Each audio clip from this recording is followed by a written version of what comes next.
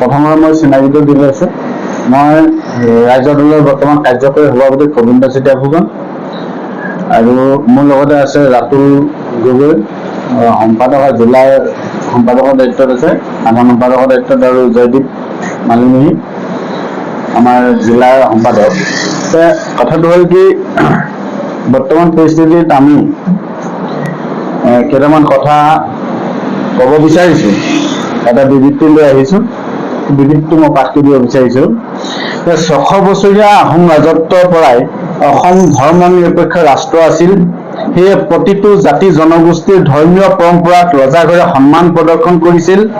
হয়তো অধিক নিৰপেক্ষ আছিল বাবেই বিভিন্ন ভাষা দোৱানৰ লেচেৰি বুটলি আমাৰ পূৰ্বজসকলে অসমীয়া ভাষা সৃষ্টিত বলিষ্ঠ ভূমিকা পালন কৰিছিল। সাংস্কৃতিকভাৱেও উদাৰ আছিল, যাৰ ফলশ্ৰুতিত ধৰ্ম নিৰপেক্ষ অসমীয়া সংস্কৃতি গঢ়ি উঠিছিল। সামাজিকভাৱেও সহমৰ্মিতা প্ৰদৰ্শন কৰাৰ বাবে বৃহৎ অসমীয়া সমাজ ব্যৱস্থা গঢ় লৈ উঠিছিল। সেইকাৰণে অসমীয়াই সকলোকে উদাৰ আপোন ভাৱেৰে আদৰি লৈছিল, যাৰ বাবে জ্যোতিপ্ৰসাদ আগৰৱালা, পুলক বেনাৰ্জী, অমলেন্দু গুহ আদিয়ে হাড়ে হিমজুৱে অসমীয়া হৈ অসমীয়াৰ বাবে নিজক সঁপি দিছিল। মোজাম্মিল হকে অসমীয়া ভাষাৰ বাবে জীৱন দিছিল। আজি অস্তিত্ব ৰক্ষাৰ সংগ্ৰামখনত জড়িত প্ৰতিজন ব্যক্তি বিশেষে অতীতলৈ উভতি চোৱাৰ প্ৰয়োজন আছে। আজি আমি ভাষা হেৰাই যোৱাৰ শংকাত ভুগিছোঁ। কেৱল ভাষাই নে, আজি আমি কি ক্ষেত্ৰত অস্তিত্ব শংকাত ভুগিছোঁ? প্ৰথমে আমি ভাষা সংকটে আমাক উত্তেজিত কৰি তুলিছে, কিয়নো আমি অসমীয়া জাতি ভাষাৰ ভিত্তিত গঢ় লৈ উঠা জাতি, কোনো বংশানুক্ৰমিক জাতি নহয়। আমাৰ উদাৰ ধৰ্মীয় পৰম্পৰা উগ্ৰ হিন্দুত্ববাদে গ্ৰাস কৰি পেলোৱাৰ উপক্ৰম হৈছে। অসমীয়া সংস্কৃতিৰ অংগ ক্ষুদ্ৰ ক্ষুদ্ৰ জাতি জনগোষ্ঠীৰ সংস্কৃতি আজি হেৰাই যোৱাৰ উপক্ৰম হৈছে। বৃহৎ পৰিমাণৰ ভূমি অখিলঞ্জীয়া হাতলৈ যোৱাত আমাৰ অসমৰ অভিভাৱকত্বৰ পৰা বঞ্চিত কৰাৰ শংকাই চূড়ান্ত ৰূপ পাইছে।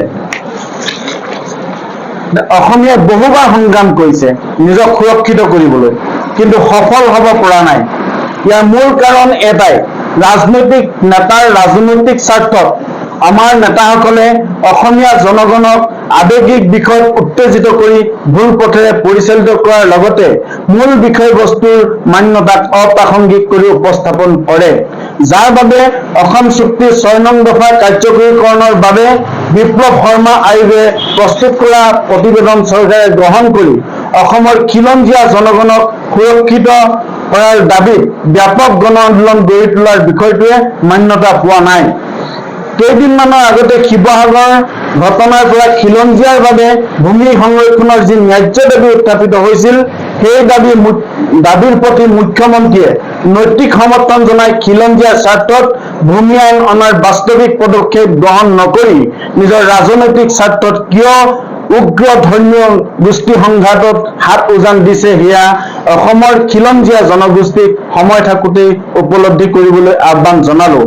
বৰ্তমান পৰিস্থিতিত অসমৰ মুখ্যমন্ত্ৰী হিমন্ত বিশ্ব শৰ্মাই লোৱা ভূমিকাৰ বাবে এদিন নিশ্চয় ইতিহাসৰ পাতত লিপিবদ্ধ হ'ব যে হিমন্ত বিশ্ব শৰ্মা ডাঙৰীয়া অসমৰ মুখ্যমন্ত্ৰী হোৱাটো অসমৰ খিলঞ্জীয়া জাতি জনগোষ্ঠীৰ বাবে অভিশাপ। তেওঁ আচুক বিশ্বাসঘাতকতা কৰাই পৰাই এই ইতিহাসৰ পাতনি হ'ব। অসমৰ খিলঞ্জীয়া মানুহে এটা দাবীৰে আমি সংগ্ৰাম কৰা প্ৰয়োজনীয়তা আছে, যিটো সংগ্ৰামে অসমীয়া জাতিক তথা খিলঞ্জীয়াসকলক ভৱিষ্যতে সুৰক্ষিত কৰিব বুলি আমি বিশ্বাস কৰোঁ যে বিপ্লৱ শৰ্মা আয়োগে যিখন প্ৰতিবেদন প্ৰস্তুত কৰিছিল, সেই প্ৰতিবেদনখন চৰকাৰে যদি আখৰে আখৰে পালন কৰে, তেতিয়াহ'লে খিলঞ্জীয়া ভূমিপুত্ৰসকল সকলো আমি সুৰক্ষিত হ'ম বুলি আমি বিশ্বাস কৰোঁ।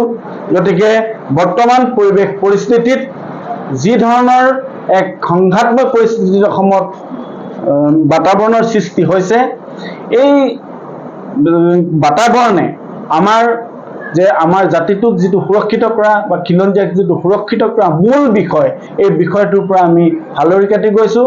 গতিকে আমি অসমৰ প্ৰতিজন খিলঞ্জীয়া জাতি জনগোষ্ঠীৰ নাগৰিকৰ লগতে যিসকলে এই আন্দোলনৰ নেতৃত্ব লৈছে তেওঁলোকৰ প্ৰতি আমি আহ্বান জনাইছোঁ যে খিলঞ্জীয়াক সুৰক্ষিত ৰখাৰ স্বাৰ্থত যিটো বিষয় লগত লাগি আমি এক ব্যাপক গণ আন্দোলন গঢ়ি তুলি চৰকাৰক আমি বাধ্য কৰি খিলঞ্জীয়া জাতি জনগোষ্ঠীক আমি সুৰক্ষিত কৰিব পাৰোঁ, সেই বিষয়বিলাক লৈ আগবাঢ়িবলৈ আহ্বান জনাইছোঁ।